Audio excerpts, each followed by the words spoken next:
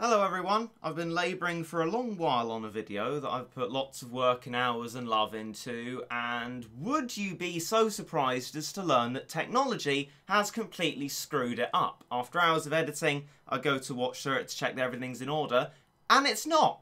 Everything's been completely blitzed and destroyed by iMovie, clips moved about, things completely deleted off the face of the earth for no reason, because I know for a fact I did not delete them.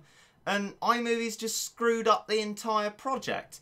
And normally what I do is just finish the thing and then complain about how stupid technology is in front of the whole video. But unfortunately, I'm away in a matter of minutes and it's not something I can do because I've spent the time that I had on editing the video and iMovie screwed it up. So when I get back, hopefully I can finish off the whole thing. But for now, here's a few minutes of what I could salvage from it to give you a little teaser. See you in about a week. Heavenly Tower has long been an interesting part of Battle Cats. A huge behemoth of a structure, which cats of various levels can ascend up to at various points, which has two ends, both of which feature very scary little boys. It's not been a very easy thing, for sure, but it's definitely better than Growing Strange, because whereas Growing Strange is a level where there's very little room for improvement in strategy and a lot of room for unfairness, Heavenly Tower, although very difficult, allows you to be very, very specific with each level that you go to. So in that vein, instead of being like the abnormally talented Battle Cats players who can do the whole entire thing in one lineup, an average player such as myself has been spending the months and months of Heavenly Tower's existence picking away at levels, trying to make the strategies for them better and better and easier, so that the course through Heavenly Tower,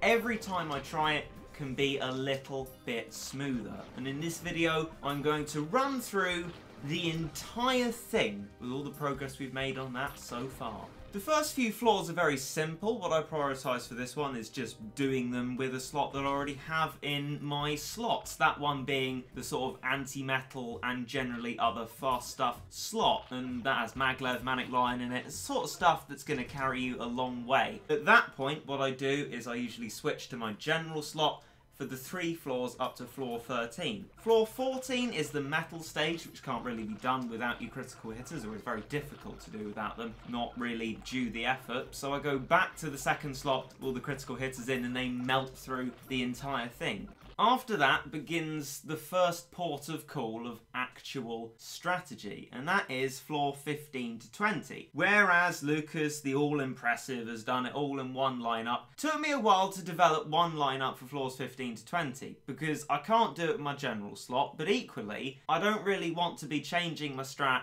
every single time I go from 16 to 17 to 18, and so on. Just takes a bit too long, and the levels aren't difficult enough to warrant that, because if an attempt isn't going well, then no continues, so I can just try them again. In that spirit, I worked and worked and worked on a strategy that would fit everything rather well, and we ended up with something vaguely resembling a sort of general slot, but more suited to the Heavenly Tower floors. So we had Cyborg Cat on Lucas's suggestion to just generally do a lot of damage, Manic Macho Legs for peons, A Bahamut for where A Bahamut would be good, hitting things quickly, Momotaro for freezing and such like that, and Jizo because this was generally really good, isn't it? And oh, look at that, that's a bit of nostalgia, when ads for cat food actually worked. Ultimately, floor 16 was probably the most difficult for this lineup. It's not so much difficult as takes a long while, because there's nothing specifically great, because Jizos don't actually do that well against Angelic Sleepness, but you get through it eventually. Floor 19, making sure that I upgrade my work cat at the start is fine. Metal Doges go by the by really, with all the Cyborg Cats and everything else doing loads of hits and just killing them with brute force rather than critical hits. And of course, floor 20 can be beautifully carried by Shadow Gal just by itself, and Meg Aphrodite as well with all of its range.